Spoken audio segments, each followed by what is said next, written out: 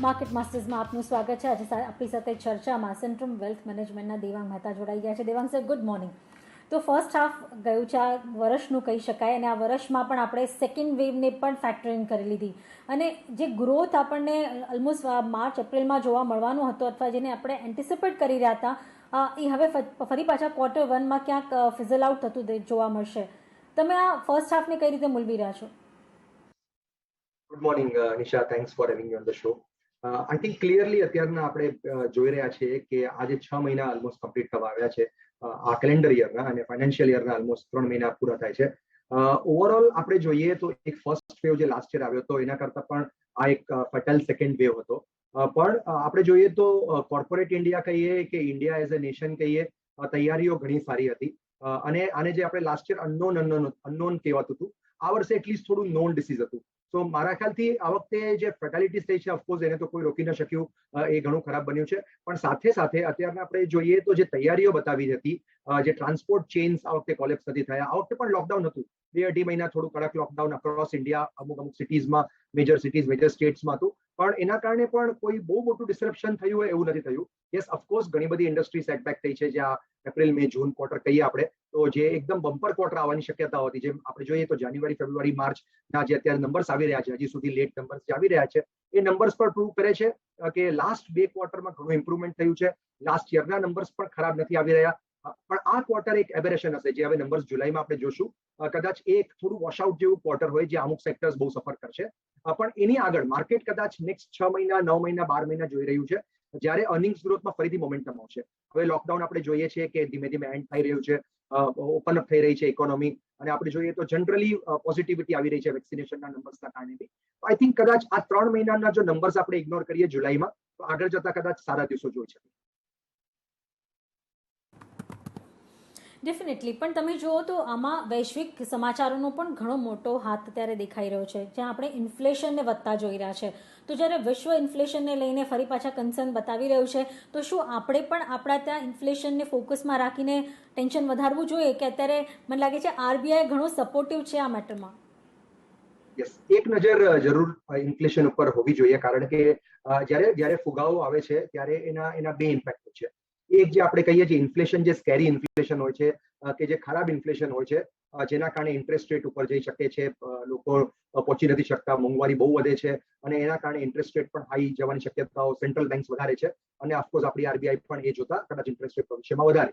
પણ જે થોડું ઘણું ઇન્ફ્લેશન જે કહી શકાય આપણે, જે એક સારું ઇન્ફ્લેશન છે, એ ગ્રોથને પણ લઈ આવે છે. સો ઇન્ફ્લેશન અને growth normally hand in hand જાય. અત્યારના આપણે જે પોલિસીઝ જોઈ રહ્યા છે એક્રોસ ધ વર્લ્ડ, અમેરિકામાં તમે જુઓ તો યુએસમાં પણ જે ફેડના ચેરમેન જે હંમેશા એક સ્પીચ આપી રહ્યા છે, એમાં આપણે જોઈએ તો એમનું જે ગાઈડન્સ છે, કહે છે કે અત્યારના યસ ઇન્ફ્લેશન એક વધી રહ્યું છે, પણ એ ટ્રાન્ઝિટરી છે. એમ એ લોકો કહી રહ્યા છે કે અત્યારના ઇન્ફ્લેશન આવી રહ્યું છે, પણ પછી એ સબસાઇડ થઈ જશે.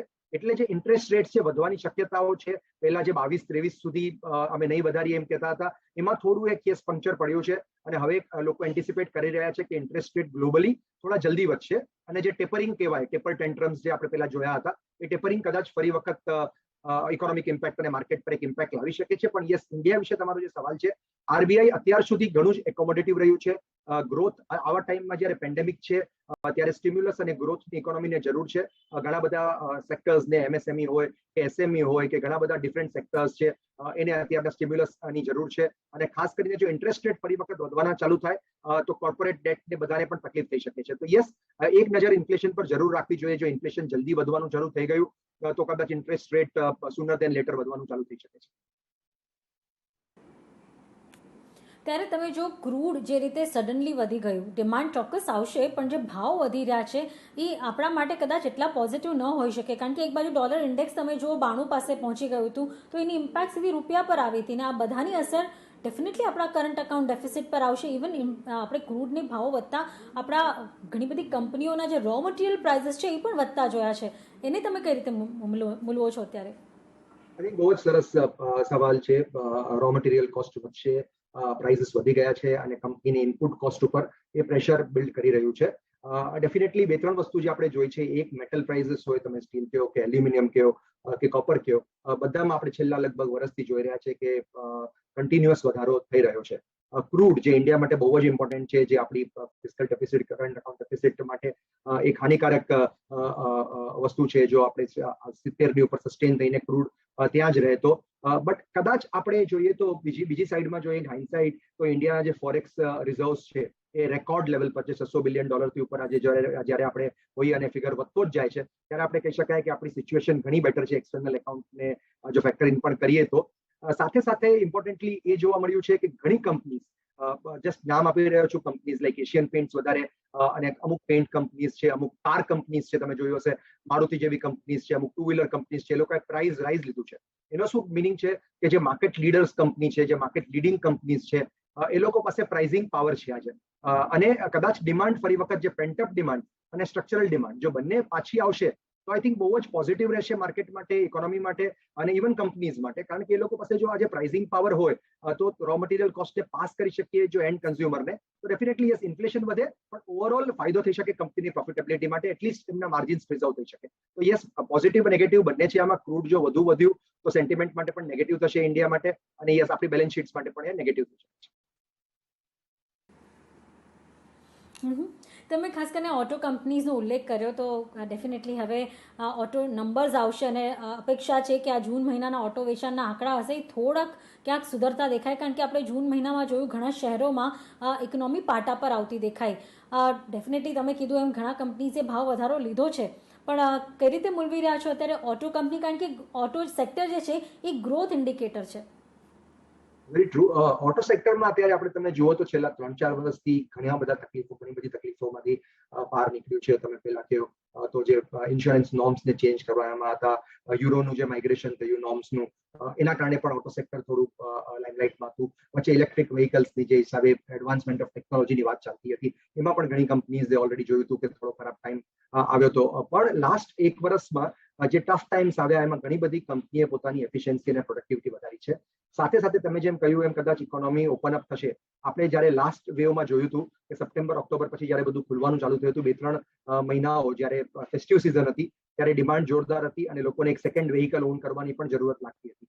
સો આ કદાચ એ પીરિયડ ફરી વખત નજીક છે એવું લાગે છે. જો થર્ડ વેવ ના આવે, ગોડ ફોરબિડ જો થર્ડ વેવ આવે તો યસ થોડું ડિસ્રપ્શન ફરીથી થઈ શકે. પણ અત્યારના જો થર્ડ વેવ ના આવે અને જો બધું ઓપન અપ થવા માંડે તો નેક્સ્ટ 3-4 મહિનામાં ઓગસ્ટથી ફરી વખત ફેસ્ટિવ સિઝનની શરૂઆત થાય છે તો ઓટો નંબર સુધરી શકે છે. અને ઓટો સેક્ટર એક જ સેક્ટર છે જ્યાં તમે જુઓ તો એને ગ્રોસલી અંડર પરફોર્મ કર્યું છે. તમે મારુતિ જોઈ લો કે આઈશર મોટર્સ જુઓ, હીરો મોટોકોર્પ જુઓ, ભલે આ બધી કંપની તમને 52 વીક હાઈ તરફ દેખાય પણ છેલ્લા 2-2.5 વર્ષમાં કોઈ પરફોર્મન્સ આ કંપનીઝમાં આવ્યું જ નથી. તો યસ એક ડાર્ક હોર્સ તરીકે આ સેક્ટર ઇન્ટરેસ્ટિંગ લાગી રહ્યું છે. અને auto sales number yes month over month કદાચ થોડો ગ્રોથ જોવા મળે, પણ આગળ જતા લોકડાઉન જો સંપૂર્ણપણે ખુલી જાય તો ઓગસ્ટ, સપ્ટેમ્બર, ઓક્ટોબરથી આ નંબર્સ વધુ સુધરશે. તો અપેક્ષા રાખીએ ઓગસ્ટ સપ્ટેમ્બર બાદ અહીંયા એક સારો સુધારો જોવા મળે. પણ હવે તમે જો ધીરે ધીરે મોન્સૂન સિઝન જે રીતે પેન આઉટ થઈ રહ્યું છે અત્યાર સુધી તો નોર્મલ દેખાઈ રહ્યું છે, પણ કારણ કે માર્કેટ બધું પહેલેથી એન્ટિસિપેટ કરતું હોય છે, તમે પણ શું પોર્ટફોલિયોમાં આ સેક્ટરને પ્રાધાન્ય આપ્યું છે? શું તમે ત્યાં રોકાણ કર્યું છે? કયા સેક્ટર કે સ્ટોક સ્પેસિફિક તમારી મુવમેન્ટ પર નજર છે? આઈ થિંક ઓટો સેક્ટર અમે છીએ અમારા પોર્ટફોલિયોઝમાં છીએ પણ અમે અંડરવેટ છીએ. અમે પણ મોનિટર કરી રહ્યા છીએ કે શું ટ્રેન્ડ્સ આવે છે અને ફંડામેન્ટલી કઈ રીતે અર્નિંગ્સના નંબર્સ પેન આઉટ થઈ રહ્યા છે. કારણ કે લાસ્ટ 2-2.5 વર્ષ સુધી બહુ જ પ્રેશર હતું અર્નિંગ્સ ઉપર, રેવન્યુ ગ્રોથમાં પણ ક્વેશ્ચન હતો. હવે યસ રેવન્યુ ગ્રોથ કદાચ આવવાના સંકેતો છે નેક્સ્ટ 1-2 વર્ષમાં, કારણ કે આપણે એક સિક્લિકલ સેક્ટર છે. 3-4 વર્ષ જો ખરાબ પીરિયડમાંથી જાય તો 3-4 વર્ષ કદાચ એક પોઝિટિવિટી પણ આપે. અને ઇન્ડિયામાં આપણે એને એકચ્યુઅલી જે ઇન્ડિયા પેસેન્જર કાર વેહિકલ કે ઇન્ડિયામાં જે ટુ વ્હીલર્સ વેચે છે એને આપણે બહુ સિક્લિકલ નહીં કરી શકાય, કારણ કે કન્ઝમ્પશન ઓરિએન્ટેડ નેશન છે અને કાર સેલ્સ ને બધું ધીમે ધીમે વધશે જ. આપણે પર કેપિટા કન્ઝમ્પશન જોઈએ કે પર ફેમિલી કાર ઓનરશિપ જોઈએ તો એ ડેટા બધું બતાવે છે કે કાર અને ટુ વ્હીલર ઓનરશિપ કદાચ આગળ વધતી જ જશે. સો મારા હિસાબે અત્યારના એની પર બહુ મોટી પોઝિશન્સ નહીં પણ ધીમે ધીમે લોકોએ પોતાના પોર્ટફોલિયોમાં લેવાની શરૂઆત કરવી જોઈએ. ના, પણ સાથે એગ્રો કેમિકલ સેગમેન્ટ હોય કે એવા એગ્રો ઇક્વિપમેન્ટ સેગમેન્ટ હોય એના પર તમે નજર રાખી રહ્યા છો? યસ, મોન્સૂન તમે જેમ કહ્યું એમ એક તો મોન્સૂન પર ઘણું બધું નિર્ભર છે આગળ જતા ઇકોનોમિક ગ્રોથમાં. ટ્રેક્ટર્સની વાત કરીએ, સીવીઝની વાત કરીએ, તમે જેમ એગ્રોકેમિકલની જે ખાસ વાત કરી, અત્યારના એક ઇન્ડિયામાં 2 સેક્ટર જે બહુ જ સારું કરી રહ્યા છે અને એક્ઝામ્પલ્સ આપું તો ઘણી કંપનીઝ પીઆઈ ઇન્ડસ્ટ્રીઝ જેવી કંપની છે જે એગ્રોમાં હોય, કે સ્પેશિયાલિટી કેમિકલ્સમાં તમે જુઓ, રાઈટ ફ્રોમ ફક્ત એક્ઝામ્પલ્સ આપી રહ્યો છો, આરતી ઇન્ડસ્ટ્રીઝથી દીપક નાઇટ્રાઇટથી લઈને નવીન ફ્લોરિન સુધીની ઘણી બધી જે સ્પેશિયાલિટી કેમિકલ્સ કંપની છે, જે ચાઇના +1 ટ્રેડ કહેવાય છે, એમાં ઇન્ડિયા પણ એકદમ અત્યારના અગ્રેસર થઈ ગયું છે. અને આપણે ખાસ જોઈએ તો આ બે સેક્ટર્સે લાસ્ટ 1.5-2 વર્ષમાં જ્યારે માર્કેટ ખરાબ બી હતી ત્યારે પણ સારા રિટર્ન્સ આપ્યા છે. અને આગળ જતા પણ અમને લાગે છે કે જે આ એગ્રીકલ્ચર રિલેટેડ સ્ટોક્સ છે, એગ્રોકેમિકલ્સ છે, સ્પેશિયાલિટી કેમિકલ્સ છે, આ બધા સેક્ટર પ્રોડક્ટિવિટી એનહાન્સમેન્ટના જે સેક્ટર્સ છે, અમુક ફર્ટિલાઇઝર કંપનીઝ પણ છે, ફર્ટિલાઇઝરની પણ એલાઇડ કંપનીઝ કહી શકાય, એવી ટાઈપની કંપનીઝ યસ તમે વોચ લિસ્ટ પર રાખી શકો છો. અને અમારા પોર્ટફોલિયોઝમાં એગ્રોકેમ અને સ્પેશિયાલિટી કેમિકલ મુખ્યત્વે બહુ જ સારા પ્રમાણમાં છે. ત્યારે જ હાલમાં જ રિલાયન્સની એજીએમ ગઈ, તમે જો જે રીતે એનર્જી ગ્રીન સેગમેન્ટમાં જે હવે આપણે આગળ નવી અનાઉન્સમેન્ટ આવતા જોઈ રહ્યા છે, અથવા તો તમે જો જીઓ માટે જે અનાઉન્સમેન્ટ આવતી જોવા મળી છે, એના પર તમારું ફોકસ છે, તમે કઈ રીતે મૂલવી રહ્યા છો? આઈ થિંક એક ઘણું પોઝિટિવ સંકેતો આવ્યા છે. આપણે જોઈએ તો જે હિસાબે એનર્જી સેક્ટરમાં એક બહુ ઇમ્પોર્ટન્ટલી એક ક્લીન એનર્જીની જે વાત કરવામાં આવી છે, અને 75,000 કરોડ આટલી મોટી એક અમાઉન્ટ એક જે વાત કરવામાં આવી છે, આઈ થિંક પોસિબલી કદાચ ESG ઇન્વેસ્ટિંગ જે અત્યારના એક સ્ટાઇલ ચાલી રહી છે, જે એન્વાયરમેન્ટલ અને સોશિયલી રિસ્પોન્સિબલ ઇન્વેસ્ટમેન્ટની જે વાતો થઈ રહી છે, એના માટે પણ એક પોઝિટિવ સ્ટેપ છે. એનર્જી માં ઘણો બધો સ્કોપ છે આગળ જતા. તમે સોલારની વાત કરો કે કોઈ પણ ટાઈપની એનર્જીની વાત કરો, yes it is very important. એટલે આ એક ઇમ્પોર્ટન્ટ એક એનાઉન્સમેન્ટ થઈ છે. સાથે સાથે યસ જે એક જીઓનો જે ફોન લોન્ચ કરવાની વાત કરી છે ગણેશ ચતુર્થી ઉપર, એ પણ એક ઇમ્પોર્ટન્ટ કોલ છે. બહુ જ એફોર્ડેબલ ફોન હશે અને બધા જ એને એફોર્ડ કરી શકશે. પ્લસ લેટેસ્ટ ટેકનોલોજી સાથે ગૂગલ સાથે ટાઈ અપ છે ઓલરેડી. સો આઈ થિંક જે હિસાબે આ વાત કરવામાં આવી છે, પોસિબલી આ બધું જો લોન્ચ ટાઈમ પર થઈ જાય અને એનામાં ડિમાન્ડ બહુ નીકળે તો યસ એક કન્ઝ્યુમર તરીકેનું બી એક કંપનીને મુખ્યત્વે વેલ્યુએશન મળી શકે. કારણ કે તમે જુઓ તો અત્યારે જીઓ અને રિટેલ એ બંને ફ્રન્ટ ફેસિંગ બિઝનેસ છે, ખાસ કરીને રિટેલ ફેસિંગ બિઝનેસીસ છે, જેમાં કંપનીમાં વાત થઈ રહી છે કે 2025 સુધી આ બધા ઘણા જ ઓપરેટિંગ પ્રોફિટની અંદર બહુ જ મોટું કોન્ટ્રીબ્યુશન 50% સુધીની વાતો અમુક એનાલિસ્ટ એસ્ટિમેટમાં મેં જોઈ છે કે ઇબિટામાં લગભગ 2025 સુધી જો જીઓ અને આ રિટેલ બિઝનેસ એ 40 to 50% જો એમનું કોન્ટ્રીબ્યુશન થઈ જાય તો યસ એમનું વેલ્યુએશન એકદમ ચેન્જ થઈ શકે છે. અને O2C બિઝનેસ જે આપણે ઓઇલ ટુ કેમિકલ્સની વાત કરીએ છીએ, એમાં પણ અત્યારના પેટકેમની વાત કરીએ કે GRMsની વાત કરીએ, વધુ સુધરતું દેખાઈ રહ્યું છે. સાથે સાથે જે આરામકો ડીલની વાત ચાલતી હતી, એ પણ આ વર્ષે કદાચ થઈ જશે એવા સંકેત આપવામાં આવ્યા છે અને એમને બોર્ડ સીટ આપવામાં આવી છે, which is very important. So I think overall અત્યારના શોર્ટ ટર્મ ન જોઈએ પણ લોંગ ટર્મ જોઈએ તો ઘણા સંકેતો સારા આપવામાં આવે છે. ડેફિનેટલી એક સારા સંકેતો અહીંયાથી આ સેગમેન્ટ માટે આવતા દેખાયા છે. પણ જ્યારે આપણે ટેલિકોમની વાત કરી રહ્યા છીએ તો ટેલિકોમ ઇક્વિપમેન્ટ છે કે ટેલિકોમ ટાવર્સ છે, ઇવન મોબાઈલ હેન્ડસેટ માટે આપણે જોઈ રહ્યા છીએ હવે 5G માટે બધા કહી શકાય કે ભારતી એરટેલે પણ ટાઈપ કર્યું છે. સાથે જ તમે જુઓ તો વોડાફોને પણ ખાસી ટાઈપ આગળ વધારતા દેખાય, તો બધા સમાચાર આવતા દેખાયા છે. આ બધી ટેલિકોમ કંપનીઝ માટે આવનાર વર્ષ એક મોટું ચેલેન્જિંગ હોઈ શકે. યસ આઈ થિંક કોમ્પિટિશન બહુ જ ઇન્ટેન્સિફાઈ થઈ રહી છે. તમે જુઓ તો છેલ્લા 4-5 વર્ષમાં 5 થી 7 વર્ષની અંદર કેટલી બધી નાની કંપનીઝ છે જે પેરિશ થઈ ગઈ છે, અને આજે આ ક્લિયરલી તમે કહી શકો કે ઓલિગોપોલિસ્ટિક માર્કેટ થઈ ગઈ છે. ખાલી 3 જ પ્લેયર્સ છે, બેઝિકલી જીઓ, એરટેલ અને ઓફકોર્સ આપણે વોડાફોન આઈડિયા. સો આ 3 જ કંપનીઝ અત્યારના આની અંદર ઓપરેટ કરી રહી છે. આપણે મોબાઈલ ની અંદર વાત કરીએ, મોબાઈલ ટેકનોલોજીની વાત કરીએ, 4G ની વાત કરીએ કે આપણે ડેટા માર્કેટની વાત કરીએ, તો આ કંપનીઝ ઓપરેટ કરી રહી છે. યસ આ 3 વચ્ચે પણ ઇન્ટેન્સ કોમ્પિટિશન છે. ડેટ હંમેશા લેવી જ પડે છે કારણ કે નવા ઓપ્શન્સ જ્યારે આવે, આ ટાવર માટેના જે મેન્ટેનન્સ હોય છે, આ બધી જ વસ્તુ માટે હાઈ કેપિટલ ઇન્ટેન્સિવ બિઝનેસ આપણે આને કહી શકાય. એટલે હંમેશા એને જે વેલ્યુએશન મળતું હોય એ થોડું હંમેશા કંટ્રોલ્ડ એક વેલ્યુએશન મળે છે. અને ઇન્વેસ્ટર્સ માટે પણ બહુ જ લોંગ ટર્મ જો વ્યૂ હોય ટેલિકોમ સેક્ટર ઉપર, એ સેક્ટરનો ગ્રોથ થવાનો જ છે. પણ એના કરતા તમે જેમ કહ્યું એમ કોઈ ટેલિકોમ એલાઇડ કંપનીઝ હોય, જે ઇન્ટરનેટમાં ઓપરેટ કરતું હોય, રોબોટિક્સ હોય, IoT હોય, ઘણા બધા સેક્ટર્સ છે ટેલિકોમ સાથે રિલેટેડ જે IT એનેબલ સર્વિસીસ છે, આ સેક્ટર્સ પર વોચ વધુ રાખવો જરૂરી છે rather then direct play of telecom companies. સાથે જ હાલના માર્કેટને જોતા, કારણ કે હવે આપણે 1-1.5 વર્ષ તો આખો કોવિડ પેન્ડેમિકમાં કાઢ્યો છે, માર્કેટિંગમાં નવા હાઈસ તો બનાવ્યા છે, પણ સેક્ટોરિયલ ચેન્જીસ ઘણા બધા થયા છે. તમે તમારા પોર્ટફોલિયોમાં કોઈ બદલાવ કર્યા છે? ક્યાં તમે વેટેજ વધારી રહ્યા છો અથવા તો ક્યાંથી વેટેજ ઓછું કરી રહ્યા છો? ઇનફેક્ટ અમારા જે પોર્ટફોલિયોઝ બન્યા છે એ એકચ્યુઅલી બહુ જ બેલેન્સ્ડ પોર્ટફોલિયો છે. સો ઇનફેક્ટ કોવિડ પહેલા પણ, to be very fair, Covid પહેલા પણ અમે અમુક સેક્ટર્સ ઉપર બહુ સ્ટ્રોંગલી બેટ કરતા હતા. એક પાર્ટ ઓફ ધ પોર્ટફોલિયો છે જે BFSI કહી શકાય, બેન્કિંગ એન્ડ ફાઇનાન્શિયલ સર્વિસીસ. એની અંદર અમે પ્રાઇવેટ બેંક્સ છે, અમારી પાસે ટોપ પ્રાઇવેટ બેંક્સ છે, કોર્પોરેટ લેન્ડર્સ અને ઇવન રિટેલ લેન્ડર્સ. આની પર અમે હજી પણ બુલિશ થઈએ આગળ બહુ જ. ઇન્સ્યોરન્સ કંપનીઝ, જે અમે હંમેશા વાત કરું છું, લાઈફ ઇન્સ્યોરન્સ અને જનરલ ઇન્સ્યોરન્સ, આ બંને પ્રાઇવેટ સેક્ટરની કંપનીઝ અમારા પોર્ટફોલિયોઝની અંદર છે. લાર્જ એનબીએફસીઝ થી લઈ અને હોમ ફાઇનાન્સ કંપનીઝ પણ અમારા પોર્ટફોલિયોનો પાર્ટ છે. સો આ થયું બેન્કિંગ, ફાઇનાન્શિયલ સર્વિસીસ અને ઇન્સ્યોરન્સની અંદર. સેકન્ડલી ઓલ્સો અમે લોકો બહુ જ ઇમ્પોર્ટન્ટ અમારો જે ઓવરવેઇટ સેક્ટર છે એ છે બિલ્ડિંગ મટીરિયલ્સ. બહુ ઓછા લોકોએ બિલ્ડિંગ મટીરિયલ્સ ઉપર આટલો પોઝિટિવ વ્યૂ ધરાવ્યો. તો અમે છેલ્લા 3-3.5 વર્ષથી પેન્ટ્સ હોય કે એડહેસિવ્સ હોય કે ઇલેક્ટ્રિકલ ગુડ્સ છે, સિરામિક્સ છે, સિમેન્ટ છે, આ બધા ઉપર અમે લગભગ છેલ્લા 3 વર્ષથી પોઝિટિવ વ્યૂ રાખી રહ્યા છે. અને હજી અત્યારે પણ અમને લાગે છે કે એક જે રિપ્લેસમેન્ટ ડિમાન્ડ કહી શકાય, કે હોમ ફર્નિશિંગની ડિમાન્ડ કહી શકાય, કે આજે આપણે આ ટાઈપની ઘણી બધી જે નવી ડિમાન્ડ પણ આવશે, રિયલ એસ્ટેટ થોડું સુધરી રહ્યું છે. તો આ બધાનો પ્રોક્સી પ્લે તરીકે આ એક સેક્ટર છે. એગ્રોકેમિકલ, કેમિકલ્સની આગળ આપણે વાત કરી હતી, સ્પેશિયાલિટી કેમિકલ્સ, આ સેક્ટર પણ ઇમ્પોર્ટન્ટ છે. કન્ઝમ્પશન ઓરિએન્ટેડ, યસ, અત્યારના થોડું અંડર પરફોર્મ કરી રહ્યું છે, પણ ડિસ્ક્રિશનરી અને નોન ડિસ્ક્રિશનરી કન્ઝમ્પશનની કંપનીઝ. અને મોસ્ટ ઇમ્પોર્ટન્ટલી જે સેક્ટર મિસ ન કરાય, આઈટી અને ફાર્મા, આઈટી અને નિશ ફાર્મા કંપનીઝ, જેમાં ડાયગ્નોસ્ટિક કંપનીઝ છે, આઈટી એનેબલ્ડ કંપનીઝ છે, મિડ કેપ આઈટી કંપનીઝ ઘણી સારી લાગી રહી છે, એ પણ અત્યારના છે. અને જે ચેન્જીસ કરી રહ્યા છે અમે, જે સ્લાઇડ ચેન્જીસ કે જેને ઇન્ક્લુઝન કરી રહ્યા છે ખાસ કરીને, એમાં કેપેક્સ ઓરિએન્ટેડ કંપનીઝ કહી શકાય, કે થોડી ઘણી કેપિટલ ગુડ્સ કંપનીઝ હોઈ શકે, કે સાથે સાથે પ્રોડક્ટિવિટી એનહાન્સમેન્ટ કરવા વાળી કંપનીઝ હોય, જે અત્યારના ટેકનોલોજી સાથે એડેપ્ટ થઈ શકે. આ ટાઈપની કંપનીઝનું જ્યાં કેપેક્સ પાછું આવશે તો જેને બેનિફિટ મળે, આ ટાઈપની કંપનીઝ અમે ધીમે ધીમે એડ કરી રહ્યા છીએ.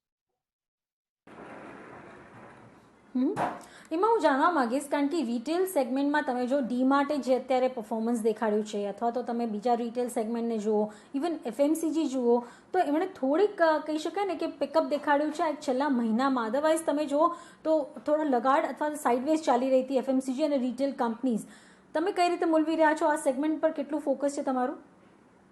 આ સેગમેન્ટ પર તમારું ફોકસ રહેવું જ જોઈએ અને વધુ રહેવું જોઈએ. એનું કારણ એ છે કે તમે જે વાત કરી કે અત્યારના પહેલા લેગાર્ડ હતા અને હમણાં 1-2 મહિનામાં ચાલ્યા છે, એકદમ સાચી વાત છે. કારણ કે લાસ્ટ પૂરું વર્ષ, આપણે લાસ્ટ એપ્રિલ થી લઈને આ જૂન સુધી જો માર્કેટ ડાયસેક્ટ કરીએ તો દરેક સેક્ટરનો પોતાનો એક ટાઈમ હતો. It started of with IT, FMCG, પછી ફાર્મા, પછી રિલાયન્સ નો બિઝનેસ બહુ જોરદાર ચાલ્યો હતો લાસ્ટ યર. એના પછી બેન્કિંગ ચાલ્યું, એના પછી મેટલ, એના પછી એગ્રોકેમિકલ, અત્યારના ઓલમોસ્ટ તમે જુઓ તો શુગર થી લઈને ફર્ટિલાઇઝર થી લઈને PSUs, every sector has done well. So લગભગ તમે અત્યારના જો આપણે મૂલવીએ તો આ સેક્ટર એફએમસીજી પહેલા લાસ્ટ યર ચાલ્યું હતું અને પછી અત્યારના લેગાર્ડ બન્યું હતું. પણ યસ, ઇન્ડિયા અહીંયાથી જો એક રિકવરી ટ્રેડ આવે, ઇન્ડિયામાં જો ગ્રોથ આવે, રૂરલ ઇન્ડિયામાં પણ આ વખતે થોડું સેટબેક થયું હતું. જો આ બધા પ્રોબ્લેમ સોલ્વ થતા દેખાય અને મોન્સૂન સારું હોય તો આઈ થિંક એફએમસીજી કંપનીઝમાં બહુ જ એક સારું રૂઝાન આવી શકે છે આગળ જતા. અને જે મેં કહ્યું ડિસ્ક્રિશનરી કન્ઝમ્પશન, ઇવન આ કન્ઝમ્પશનમાં પણ તમે જુઓ તો companies like Titan, companies like Maruti, અત્યારના આ બધી કંપનીઝ પણ એક પોઝિટિવ સંકેત બતાવી રહી છે. ઇવન ટાઇટન જેવી કંપની જે અત્યારના ગોલ્ડ જ્વેલરી તનિષ્ક પર વધારે ડિપેન્ડન્ટ હોય છે, સો એમાં પણ તમે જુઓ તો એ સ્ટોક અત્યારના લગભગ આઉટપરફોર્મ કરી રહ્યો છે માર્કેટને પણ. સો આઈ થિંક ઘણા સંકેતો એવા આવી રહ્યા છે જ્યાં દેખાઈ રહ્યું છે કે કન્ઝમ્પશન સેક્ટર જે અંડર પરફોર્મ કર્યું છે ઓવરઓલ, એ અત્યારના ફરી વખત એમાં લેગ્સ આવી રહ્યા છે. અને નેક્સ્ટ કોઈનું 1.5-2 વર્ષનું હોરાઇઝન હોય, 1-2 મહિના માટે હું નહીં કહું, કારણ કે બહુ ડિફિકલ્ટ છે અત્યારે ટાઈમિંગ કરવું, પણ નેક્સ્ટ 2-3 વર્ષનું હોરાઇઝન હોય તો આ સેક્ટર તમારા પોર્ટફોલિયોમાં હોવું જોઈએ. તમે ટાઇટનની વાત કરી, તો ગોલ્ડ ફિનાન્સ કંપનીઝ પર કેટલું ફોકસ હોવું જોઈએ? કારણ કે અત્યારે આપણે જોઈ રહ્યા છીએ જે લિસ્ટેડ ગોલ્ડ ફિનાન્સ કંપનીઝ છે તેઓ હવે બીજા સેગમેન્ટમાં પણ આગળ વધી રહી છે, અને ઇનફેક્ટ ગોલ્ડની જે વોલેટિલિટી છે એને પણ ફેસ તેઓ કરી રહ્યા છે. અને બીજું જોવા જઈએ તો અત્યારે ઘણા બધા બિઝનેસીસમાં જ્યાં પ્રોબ્લેમ હોય ત્યારે લોકો કદાચ ગોલ્ડ ગીરવે રાખી કામકાજ આગળ વધારવાનું પણ પ્રિફર કરતા હોય છે. તો આ સેગમેન્ટ પર તમારી નજર છે? ના, અમારી પાસે ખાસ કરીને આ સેગમેન્ટ પર સ્ટોક્સ ઓછા છે, પણ યસ, તમે જેમ કહ્યું એમ ડેફિનેટલી એક ઇન્ટરેસ્ટિંગ સેગમેન્ટ લાગી રહ્યું છે ગોલ્ડ ફિનાન્સિંગ. પણ ઓવરઓલ જે ફિનાન્સમાં વાઇડ સ્પ્રેડ હોય એવી બુક જો સિલેક્ટ કરવામાં આવે, અને આમાં ખાસ કરીને મારે હંમેશા એ કહ્યું હોય છે કે ટોપ માર્કેટ લીડર સિલેક્ટ કરો. ફોર એક્ઝામ્પલ કન્ઝ્યુમર ફાઇનાન્સમાં જે આપણે ખબર છે કે બજાજ ફાઇનાન્સ એકદમ માહિર છે અને એની પાસે ટેકનોલોજીથી લઈને બધું જ એટલું એફિશિયન્ટ છે કે આજે કોઈને લોન આપવી હોય તો 15 મિનિટની અંદર એક લોન અપાઈ પણ જાય છે. અને સ્મોલ ટિકિટ લોન્સ હોય છે જ્યાં ડિફોલ્ટ થવાના ચાન્સીસ ઓછા હોય છે. ઓફકોર્સ કંપની કદાચ એક ક્વાર્ટર માટે એને ગાઈડન્સ આપ્યું છે કે થોડા નંબર્સ પર પ્રેશર હશે, પણ આગળ જતા જુઓ તમે આ બધી કંપનીઝે કેટલું મોટું કરેક્શન બતાવ્યું હતું લાસ્ટ ફોલમાં, તો એના પછી એ ફરી વખત પોતાની ઓર્બિટમાં આવી જાય છે અને હંમેશા સારા રિટર્ન્સ ઇન્વેસ્ટરને આપે છે. તો આ બધી કંપનીઝ જ્યારે આપણે જોઈએ છે ફિનાન્શિયલ ડોમેનમાં ખાસ કરીને, તો વધુ લાર્જ માર્કેટ લીડર્સ ઉપર ફોકસ કરવું વધારે ઇમ્પોર્ટન્ટ છે. ઓકે, ત્યારે જ તમે બહુ પહેલાં મેટલનો ઉલ્લેખ કર્યો અને મેટલે જે એક એક્સ્ટ્રીમ સારા રિટર્ન આપ્યા છે, તમને લાગે છે આ રિટર્ન હજુ પણ સસ્ટેન થશે આગળ જતાં? કારણ કે જે રીતે ચીનની પોલિસીઝ બધી બની રહી છે, આ એક હંમેશાનો એક કન્સર્ન રહેશે કે ચીન અગર કોઈ પોલિસી બદલાવે છે તો ફરી પાછા મેટલ્સમાં આપણે ત્યાં દબાણ વધી શકે, અથવા તો તમારું આકલન શું છે? પરફેક્ટ, તમે કહ્યું એમ જ્યાં કોઈ પણ એવી કમોડિટી હોય જ્યાં ગ્લોબલ ડિપેન્ડન્સ વધારે હોય અને ખાસ કરીને ચાઇના પર વધુ ડિપેન્ડન્સ હોય, એ એક હંમેશા એને ગ્લોબલ સિક્લિકલ્સ કહેવામાં આવે છે અને metal is of course part of that universe. હવે છેલ્લા આપણે 6-8 મહિનામાં જોયા હોય તો right from every company, Tata સ્ટીલથી લઈને હિન્દાલ્કોથી લઈને JSW હોય કે બધી જ કંપનીઝે બહુ જ સારું પ્રદર્શન કર્યું છે. માર્કેટ્સમાં રિટર્ન્સ બહુ સારા બન્યા છે.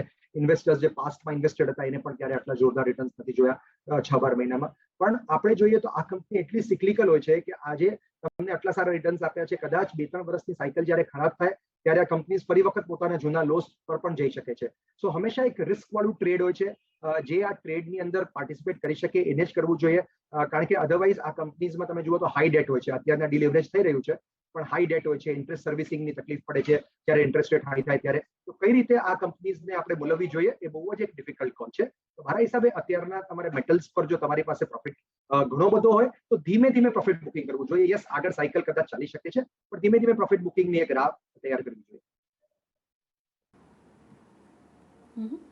એક મારે સવાલ પૂછવો છે, કારણ કે તમે પણ ઘણું રિસર્ચ કર્યું હશે અને જોયું હશે કે આપણને એમ હતું કે ચલો આ રિકવરી કદાચ હવે સેકન્ડ વેવ પછી આગળ વધશે, તો શું આ રિકવરી ફર્સ્ટ ક્વાર્ટરના બદલે સેકન્ડ થર્ડ ક્વાર્ટર પર ડીલે થઈ શકે છે? કારણ કે અત્યારે આપણે જોઈ રહ્યા છે ઘણા બધા લોકોએ પોતાની જાન તો ગુમાવી છે પણ ઘણા અર્નિંગ મેમ્બર્સ ગયા છે, તો એની કેટલી ઇમ્પેક્ટ તમે જુઓ છો? ખાસ કરીને ફિનાન્શિયલ્સ પર કેટલી રિકવરી શક્ય છે? શું ત્યાં કોઈ બર્ડન આવી શકે છે, અથવા તો ઓવરઓલ માર્કેટ પર અથવા તો ઇકોનોમી પર આ રિકવરીની કેટલી અસર થશે, કેટલે ઝડપે આવી શકે? આઈ થિંક યસ, ફર્સ્ટ ક્વાર્ટરમાં થોડુંક પ્રોબ્લેમ રહેશે, કારણ કે જેમ તમે કહ્યું એમ ઘણી બધી લાઈવ્સ લોસ થઈ છે. એ યસ, એ અનરિપેરેબલ ઇરિપેરેબલ ટાઈપનો એક લોસ છે. આના કારણે યસ, અમુક ફાઇનાન્શિયલ કંપનીઝમાં જે થોડું NPA ને બધું વધી શકે છે, જે અત્યાર સુધી માર્કેટે કદાચ ફેક્ટરિંગ નથી કર્યું. યસ, બેંક્સ અને NBFCs અને હાઉસિંગ ફાઇનાન્સ કંપનીઝે અમુક ગાઈડન્સો આપી પણ છે કે કદાચ આગળ જતા આ ક્વાર્ટરમાં થોડું એક ટર્મોઇલ જોઈ શકાય છે. માર્કેટ નોર્મલી આપણે કહીએ છીએ કે માર્કેટ ઇઝ અ ડિસ્કાઉન્ટિંગ મિકેનિઝમ, એટલે માર્કેટ અત્યારના થોડું આગળ જોઈ રહ્યું છે કે યસ, આ ક્વાર્ટર ડેફિનેટલી ખરાબ છે પણ 2-3 પોઝિટિવ સંકેતમાં આપણે કહીએ તો એક મોન્સૂન સારું સ્ટાર્ટ થયું છે. કોવિડના જે નંબર્સ છે એ ધીમે ધીમે નીચે આવી રહ્યા છે. વેક્સિનેશન આપણે ચાર દિવસમાં છેલ્લા 2.66 crores વેક્સિનેશન જોયા છે, which is around 9% of the total vaccination so far. એટલે આવા ડેટા પોઈન્ટ જ્યારે માર્કેટ જોઈ છે ત્યારે લાગે છે કે યસ, કદાચ આપણે સ્ટ્રોંગલી આગળ વધી રહ્યા છે. એટલે માર્કેટ એ જોઈ રહ્યું છે કે જો અર્નિંગ્સ સેકન્ડ ક્વાર્ટર કે થર્ડ ક્વાર્ટરથી પણ સુધરવાનું ચાલુ થઈ જાય ફરી વખત, એ 20-25%, 30% અર્નિંગ્સ ગ્રોથની જે વાત થઈ રહી છે આ વર્ષે, લેટ્સ ઇવન ટોક અબાઉટ 20-25%, જો એવા અર્નિંગ્સ ગ્રોથ પણ આવે તો એક પોઝિટિવિટી ફરી વખત આવશે અને માર્કેટ જે અત્યારે ઓવરવેલ્યુડ લાગે છે કદાચ થોડું ફેરલી વેલ્યુડ અથવા અંડર વેલ્યુડ ધીમે ધીમે 2 વર્ષના હિસાબે લાગવા માંડશે. ચોક્કસ. તો જ્યારે જેટલી વેક્સિનેશન પણ આપણે જોશું લોકો લેતા થશે ત્યારે એક થોડો ભરોસો આવશે અને એક ઇમ્યુન સિસ્ટમ બિલ્ડ થશે તો લોકો ફરી પાછા કામકાજ પર આગળ વધી શકશે અને રિકવરી ઝડપે બની શકે એવી અપેક્ષા રાખવી જોઈએ. પણ સાથે જ અત્યારે આપણે જોઈ રહ્યા છે બેંક્સની તમે વાત કરી, ફિનાન્શિયલ્સની વાત કરી, શું PSU બેંક્સમાં તમે જોવો છો હવે ટર્ન અરાઉન્ડ થઈ રહ્યું છે? કારણ કે હાલમાં તમે જોયું જે રીતે UB ગ્રુપનું જે સેટલમેન્ટ આપણને દેખાઈ રહ્યું છે, અથવા તો આવના દિવસમાં જે રીતે PNB કે SBI માટે સારા સમાચાર કદાચ આવી શકે, તમને લાગે છે PSU બેંક્સ હવે વધુ એક્ટિવ થઈ રહી છે? પહેલા જે કમ્પ્લીટ નેગેટિવ વ્યૂ હતો એ થોડો પોઝિટિવ બની રહ્યો છે?